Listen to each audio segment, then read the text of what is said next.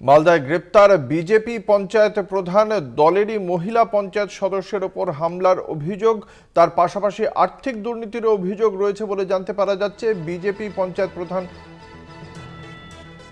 আমাদের সঙ্গে রয়েছেন আমাদের প্রতিনিধি পরিতোষ সরকার। পরিতোষ, কি জানা যাচ্ছে, সুনির্দিষ্ট কি কি অভিযোগ রয়েছে এই প্রধানের বিরুদ্ধে?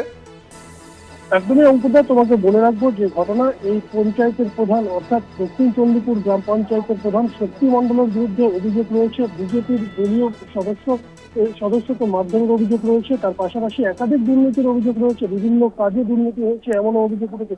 কিন্তু গত মঙ্গলবার যে ঘটনা, সেখানে দলীয় নেতৃত্বের উপস্থিতিতে একটি আলোচনা পর্ব চলছিল। ঠিক সেই সময় পঞ্চায়েতের ওই সদস্যকে মারধর করা হয়, আর এই মারধর করেন পঞ্চায়েতের প্রধান এবং তার দলবল। এই গোটা ঘটনায় বুধবারের দিন পুলিশের কাছে অভিযোগ দায়ের হয় এবং অভিযোগের পরই পুলিশ ওই পঞ্চায়েতের প্রধানকে গ্রেপ্তার করেছে এবং তার বিরুদ্ধে নির্দিষ্ট ধারায় মামলা রুজু করেছে।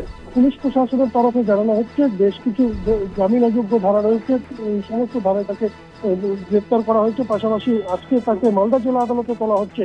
যদিও এই গোটা ঘটনাকে কেন্দ্র করে রাজনৈতিক চাঞ্চল্য ছড়াচ্ছে, কারণ বিজেপি নেতৃত্বের তরফে পরিষ্কার দাবি করা হচ্ছে এটি একটি ব্যক্তিগত ঘটনা রয়েছে, সেখানে দলের কোনো ব্যাপার নেই। এই সমস্ত ঘটনা বসে মীমাংসা করেই সমাধান করা যাবে।